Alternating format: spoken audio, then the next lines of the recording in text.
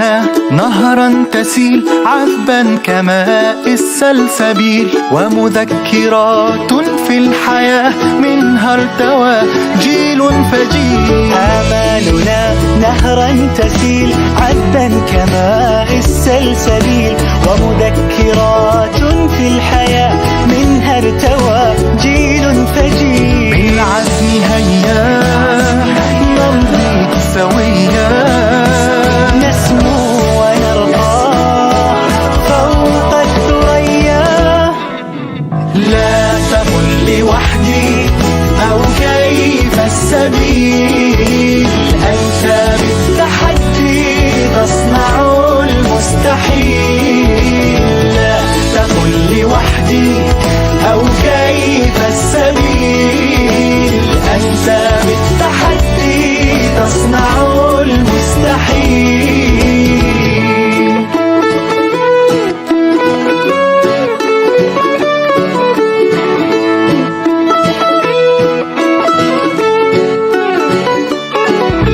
نمضي على سنن الهدى وعن المبادئ. Masuk pada pembahasan pertama tentang memandikan mayit. Sebelum memandikan mayit, terlebih dahulu siapkan 3 buah wadah besar yang masing-masing wadah tersebut diisi dengan 3 air yang berbeda, yaitu air sabun, air biasa, dan air yang bercampur dengan kapur barus. Setelah itu, siapkan lagi sarung tangan yang telah dijahit atau sarung tangan biasa untuk membersihkan kotoran mayit. Kemudian siapkan sabun batang dan gayung untuk memandikan mayit. Setelah itu, siapkan semuanya. Setelah siap semuanya, kemudian angkat mayit ke pemandian. Terus pemandian itu melihat-lihat apakah pada si mayit itu ada kotoran atau sejenisnya yang menegah sampainya air. Nah, setelah diperiksa ternyata tidak ada yang menegah, maka dilanjutkanlah mengubal baik kemaluan mayit yang di muka maupun kemaluan mayit yang di belakang. Kemudian setelah itu gosok-gosoklah badan si mayit supaya kotoran yang melekat itu hilang. Nah, setelah digosok-gosok, kemudian siramkanlah air sabun ke bagian kanan badan mayit 3 kali, terus siramkan ke bagian kiri badan mayit sebanyak 3 kali, terus siramkan lagi ke bagian tengah. Nah, baru setelah itu miringkanlah si mayit ini ke sebelah kanan dan sebelah kiri sambil disiramkan air. Dan setelah selesai barulah si mayit diwudukan.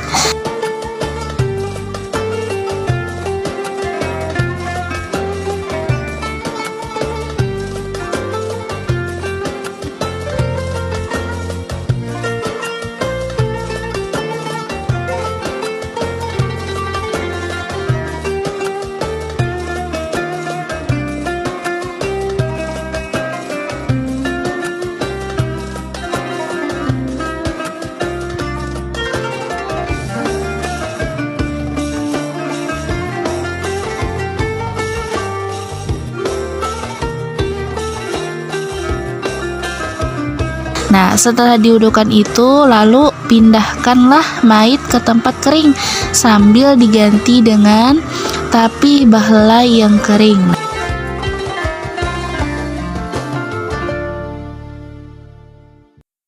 Sembari meletakkan mayit, kain kafan yang telah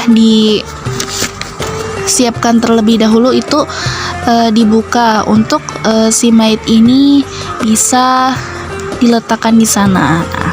Kemudian masuk pada pembahasan kedua, yaitu tentang mengkafani mayit. Nah, sebelum memandikan mayit tadi, maka kita itu harus menyiapkan terlebih dahulu seperti kain kafan yang ukurannya kurang lebih 12 meter tergantung tinggi dan berat badan si mayat tersebut. Kemudian siapkan kapur barus, cendana, gunting, jarum, benang, kapas, dan tapi bahlai. Nah, kemudian pada kain kafan tersebut dipotong sesuai dengan ukuran dan tinggi badan si mayit. Memotongnya pun dilebihkan 1 jengkal, baik untuk bagian kepala maupun untuk bagian kaki. Mengukurnya pun dengan tali rapia atau sejenisnya. Nah, setelah dipotong, kain kafan dibagi menjadi 3 bagian. Maka pada potongan yang ketiga, kain kafan tersebut dibelah menjadi dua potongan, dan setelah itu potongan dari kain ketiga tersebut dijahit pada kain yang lain sehingga berbentuk menjadi lembar-lembar kain. Nah, kain tersebut itu dinamakan dengan kain mamais. Untuk perempuan, penggunaan kain kafan dibagi menjadi beberapa macam, yaitu 2 lapis untuk kain mamais, baju, tapih, dan kerudung. Dan sisa dari kain kafan tersebut dibikin menjadi upu-upu dan tali pocong yang terdiri dari 5 tali. Nah, kemudian sebelum meletakkan kain mamais, maka terlebih dahulu meletakkan kelima tali pocong yang peletakannya ada di beberapa tempat. Pertama, letakkan di bagian atas kepala, kedua di bagian dada, ketiga bagian pinggang, keempat bagian paha, dan yang terakhir di bagian setelah ujung-ujung kaki. Setelah diletakkan tali pocong tersebut, barulah letakkan kain mamais yang pertama. Nah, setelah diletakkan kain mamais tersebut, barulah taburkan hanut. Ya, hanut itu ialah kapur barus yang bercampur cendana, jadi dinamai dengan hanut. Nah, taburilah hanut tersebut pada kain mamais. Nah, setelah ditaburkan, barulah letakkan lagi kain mamais yang kedua. Nah, terus diulang lagi menaburkan hanutnya. Nah, setelah ditaburkan hanut, baru letakkan baju, tapi dan terakhir letakkanlah upu-upu yang telah kita jahit dengan kafas yang sudah bercampur dengan hanut.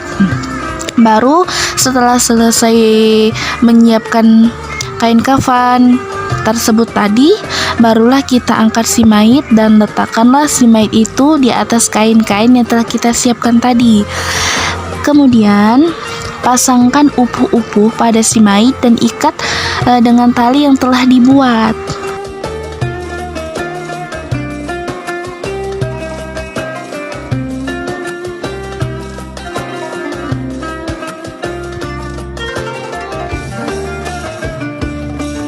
Kemudian setelah itu pasangkan tapih. Nah, cara memakainya sama dengan cara pemasangan tapih pada biasanya. Setelah pemasangan tapih, kemudian pasangkan lagi kapas yang bercampur hanut pada ujung-ujung jari tangannya, tari tangan si mayit.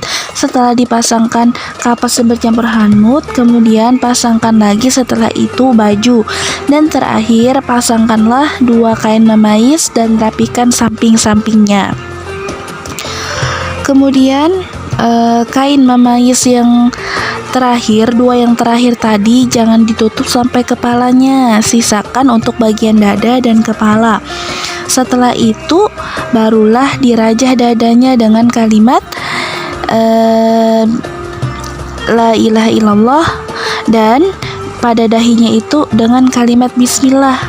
Nah, tapi dirajah itu dengan menggunakan bisa dengan wewangian atau parfum, atau juga bisa menggunakan isyarat telunjuk tangan. Dan setelah itu dipersilahkan untuk keluarganya mencium si mayit untuk terakhir kalinya.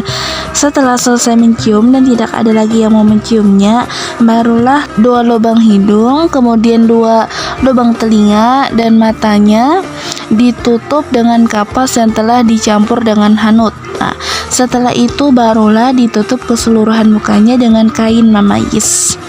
Kemudian barulah si mayit diikat dengan tali yang telah disiapkan di awal. Mengikatnya itu pun dimulai dari kaki, setelah itu paha, pinggang, dada, dan terakhir ikatan di atas kepala. Semua ikatan tersebut diikat dengan ikatan simpul hidup dan mengikatnya itu pun di sebelah kiri. Kalau ada jenazah perempuan maka kepalanya sebelah sini ya. Nah, sebelah sini. Kalau ada jenazah anak laki-laki maka perempuan mundur, laki-laki jangan didahulukan, sama seperti kita sholat. Nah, ya silakan. Sholli fadl kifayati. Wala hadda ma'idat wa taqwali wa manillahi ta'ala. Allahu Akbar.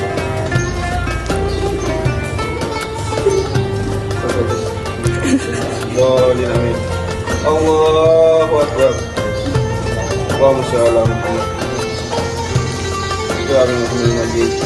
Allahu Akbar. Allahumma shalli ala Muhammad. Allahu Akbar. Allahumma la tahrimna wa la tahrimna barak. Wa la tajal. Assalamualaikum warahmatullahi wabarakatuh.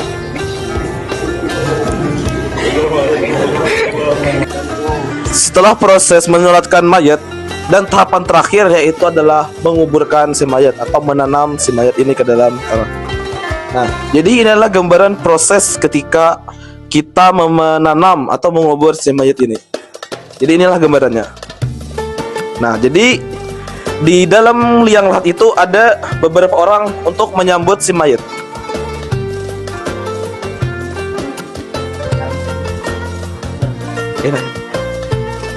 Nah, jadi masukan pertama adalah bagian kepala.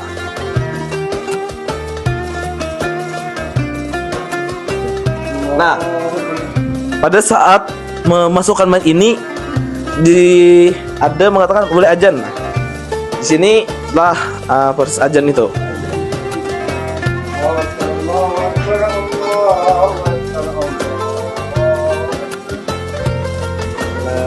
La ilaha illallah, asyhadu an la ilaha illallah, asyhadu anna Muhammadar Rasulullah, asyhadu anna Muhammadar Rasulullah.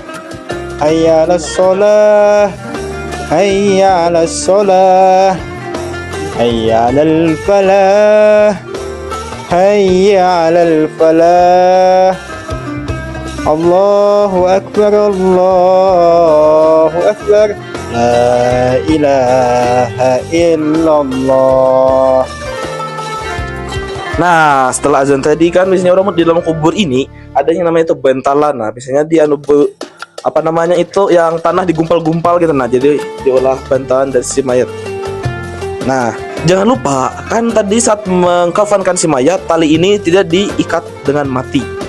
Nah, jadi seluruh bagian itu dibuka dan pipi si mayat atau ya ditempelkan ke liang lahat. Ini adalah gambarannya.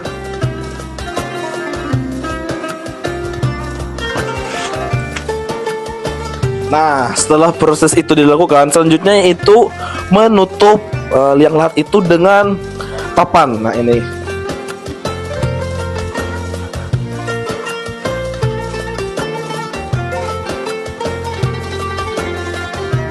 Nah, setelah papan terpasang di liang lahat, selanjutnya itu biasanya kan di kampung-kampung itu ditaburkan dengan yang bebungaan gitu nah, atau benda-benda yang daun-daunnya hidup gitu nah.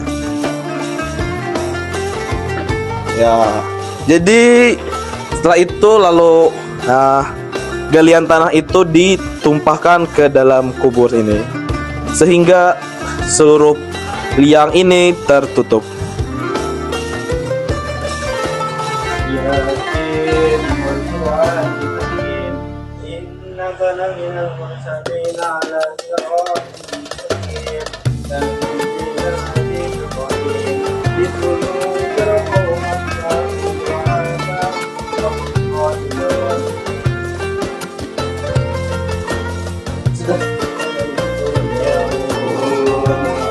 Sadaqallahul azim.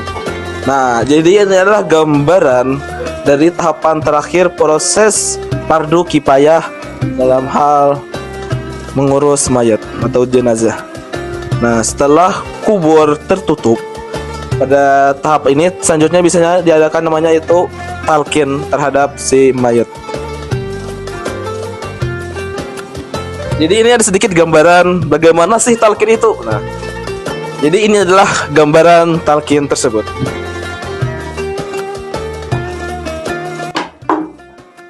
Ma rabbuka wa man nabiyuka wa ma dinuka wa ma islamuka wa ma qiblatuka. Alhamdulillah rabbil alamin.